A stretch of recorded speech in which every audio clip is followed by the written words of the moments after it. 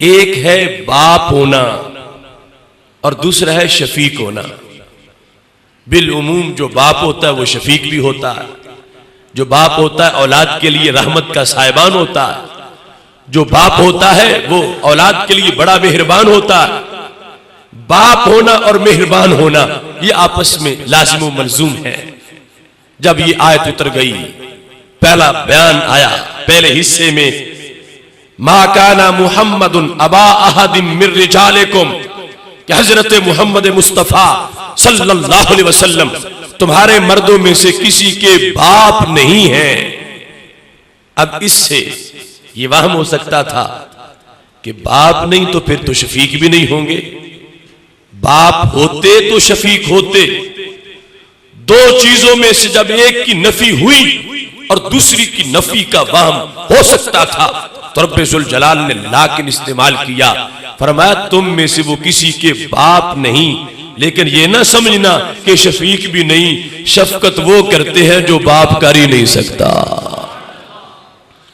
मा काना मुहम्मदुन अबा अहदिम मिर रिजालिकुम वलाकिन रसूल अल्लाह, रवो तुम में से किसी के बाप नहीं है, लेकिन ये ना समझना कि वो रहमत भी नहीं, वो शफीक भी नहीं, वो मेहरबान भी नहीं। फरमाया मेहरबानी वो करते हैं जो बाप कर ही नहीं सकता। क्यों? वो अल्लाह के रसूल है। अब ये रबत था दो चीजों का, एक की नफी से दूसरी का वहम पड़ रहा था, लाकिन से उस वहम को दूर कर दिया गया और अजमत जाहिर की गई। वो बाप जो मेहरबान होता है उसका अंदाज और है, यहां अंदाज और है। बाप को बताओगे तो पता चलेगा, फिर मेहरबानी करेगा। यहां बताए बगैर भी वो मेहरबानी कर देते हैं। बाप साथ वाले कमरे में हो, बेटा ज़बह हो रहा हो, बाप को पता नहीं चलेगा कि मेरे बेटे पे क्या गुजर रही है। वो पता चलेगा तो कुछ करेगा, वहां खबर देना जरूरी है। और यहां सूरत हाल ये है कि जिस वक्त उम्मती तड़पता है, रसूल अल्लाह सल्लल्लाहु अलैहि वसल्लम को खुद ही पता चल जाता है। फरमाया वो तुम में से किसी के बाप नहीं है, लेकिन मायूस ना होना कि शफकत भी नहीं करेंगे। शफकत वो करते हैं जो शफकत बाप कर ही नहीं सकता। बाप को पता चलेगा तो फिर भी वो करेगा जो उसके इख्तियार में। मैदान माशर है, किसी का कोई प्रोटोकॉल नहीं। बड़े बड़े ताजवरों के ताज उछल चुके हैं और बड़े बड़े ऊंची कुर्सियों वाले कदमों के नीचे मोम जामे बन चुके हैं। ऐसे माहौल के अंदर जिस वक्त बाप बेटे को भूल चुका होगा और बेटा बाप को भूल चुका होगा, उस माहौल में भी मेरे नबी अलैहिस्सलाम अपनी उम्मती को नहीं भूलेंगे।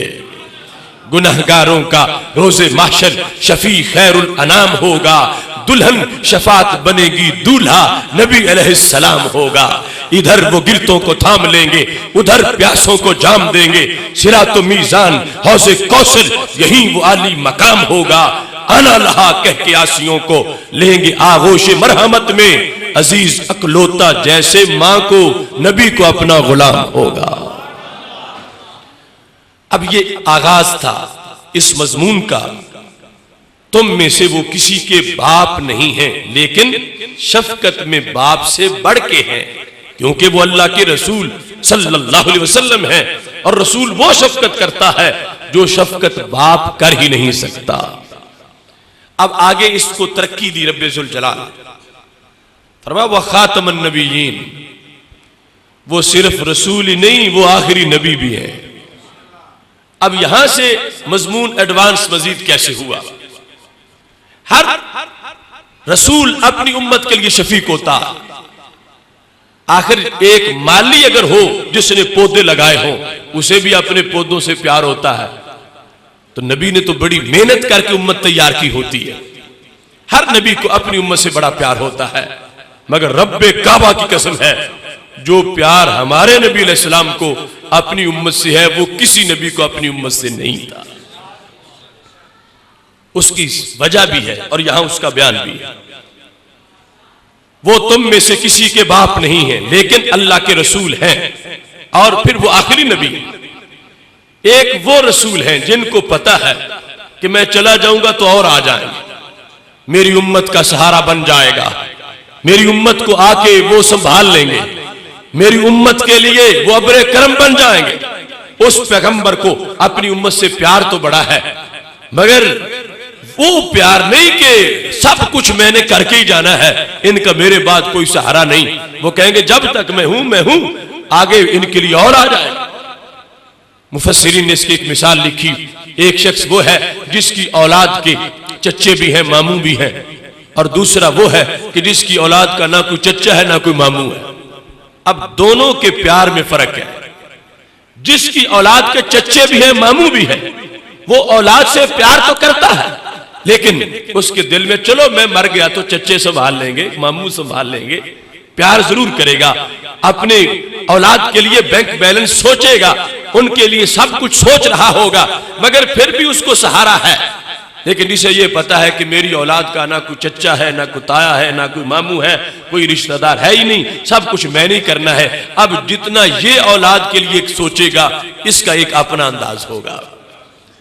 बिला तशबीह जो अंबिया अलैहिमुस्सलाम आए और उनको पता है कि अभी नबूवत का सिलसिला जारी है, हम नहीं होंगे कोई और आ जाए, उनका चेहरा भी पुरनूर होगा, उनकी तालीम में भी बड़ा सुरूर होगा, वो भी दिल में दर्द रखेंगे इन गुलामों का, वो भी इनकी कश्ती किनारे लगाएंगे। उन तमाम अंबिया किराम अलैहिमुस्सलाम ने अपनी उम्मतों से बड़ा प्यार किया है, मगर उनको पता था कि मेरे बाद और आने वाले हैं, वो आके सहारा दे देंगे। उन्होंने वो प्यार नहीं किया जो प्यार मेरे नबी अलैहिस्सलाम ने किया है। आपको पता है मेरे बाद कोई नहीं आएगा, सब कुछ उम्मत का मैंने आप ही करना है, मैंने सब कुछ इनको अता करना है, मैं आखिरी नबी हूं और मुझ पर नबूवत का दरवाजा बंद हो रहा है। लिहाजा दौर के अंबिया अलैहिमुस्सलाम अपनी उम्मतों से प्यार करते रहे, लेकिन जो प्यार नबी अलैहिस्सलाम ने हमारे आका ने किया वो किसी और ने नहीं किया। अल्लाह उस मजमून को इस आयत में बयान कर रहा है, तुम में से वो किसी के बाप नहीं है, लेकिन ये ना समझना कि वो शफीक भी नहीं, शफकत में बाप से बढ़कर है, क्योंकि वो अल्लाह के रसूल हैं। और फिर कहा वो आम रसूल नहीं कि कहे कोई बाद में कर लेगा कुछ दे जाऊं, ये वो रसूल है जो आखिरी है, जिन्होंने शफकत की उम्मत पे इंतहा कर डाली है। मा काना मुहम्मदुन अबा अहदिन मिन रिजालिकुम वलाकिन रसूलुल्लाहि व खातमन नबिय्यीन। अब मजमून बतदरीज पहुंचा खातमन नबिय्यीन तक कि ये वो है जिन्हें पता है कि मैंने सब कुछ करना है और मैंने ही सहारा देना है। इस वास्ते अंदाज देख लो, मेरे नबी अलैहिस्सलाम इरशाद फरमाते हैं लिकुल्लि नबिय्यिन दावतुन मुस्तजाबा, हर नबी की एक दुआ जरूर कबूल होती है, अगरचे हजारों हो रोजाना कबूल, मगर एक खुसूसी कोटा है अल्लाह ने दिया हर नबी को, जिस मकसद के लिए मांगो वो पूरा होगा, ये बाकायदा उनको कह दिया गया। तो हमारे महबूब अलैहिस्सलाम फरमाते हैं फतअज्जला कुल्लु नबिय्यिन दावतहु, हर नबी ने वो दुआ मांग ली, किसी ने बचा के नहीं रखी, किसी ने छुपा के नहीं रखी, अपने किसी मकसद के लिए मांगी, मांगना जायज थी, रब ने हक जो दिया हुआ था, मगर कुर्बान जाए खत्म नबूवत की ताज वाले जात पर। फरमा इन्नी इख्तबातु दावती, मेरे गुलामों मैंने आज तक वो दुआ नहीं मांगी, अगरचे रोजाना मेरी कबूल होती है, मैं मांगता हूं रब कबूल करता, मगर वो खास कोटे वाली दुआ मैंने आज तक नहीं मांगी और ना ही अभी मांगूंगा। कब मांगूंगा? फरमा शफाअतल लिउम्मती इला यौमिल क़ियामा, मैं वो दुआ क़यामत वाले दिन मांगूंगा। अब दीगर अंबिया अलैहिस्सलाम को भी प्यार तो था अपनी उम्मतों से, मगर दुआ नहीं बचा के रखी, दुआ मकसद के लिए मांग ली, कोई मुश्किल पेश आई दुआ मांग ली। मेरे नबी अलैहिस्सलाम पर बड़े बड़े मुश्किल वक्त आए, ताइफ का बाजार भी था, हुनैन का मैदान भी था, बड़े बड़े मुश्किल वक्त आए हैं, फरमा मैंने वो दुआ नहीं मांगी। क्यों नहीं मांगी? फरमा शफाअतल लिउम्मती इला यौमिल क़ियामा, क़यामत तक जितनी उम्मत आएगी एक दुआ से सबको जन्नत में ले जाऊंगा। तो पता चला मा काना मुहम्मदुन अबा अहदिन मिन रिजालिकुम वलाकिन रसूलुल्लाहि व खातमन नबिय्यीन। आयत के अंदर बता दिया गया कि खत्म नबूवत वाली उम्मत के लिए सहूलतें क्या है, जिस उम्मत को ये अकीदा मिला है और गुलामी मिली है खातमुन नबीयीन सल्लल्लाहु अलैहि वसल्लम की, इस उम्मत में और दीगर उम्मतों में फर्क क्या है? ये उम्मत खत्म नबूवत की वारिस होने की बुनियाद पर कि रसूल अल्लाह सल्लल्लाहु अलैहि वसल्लम की उम्मत है जो आखिरी नबी है। रब्बे जुल जलाल ने इनको ये शान दी है कि इनको उस महबूब का गुलाम बनाया है जो तमाम नबियों में से बढ़कर अपनी उम्मत से प्यार करने वाले हैं।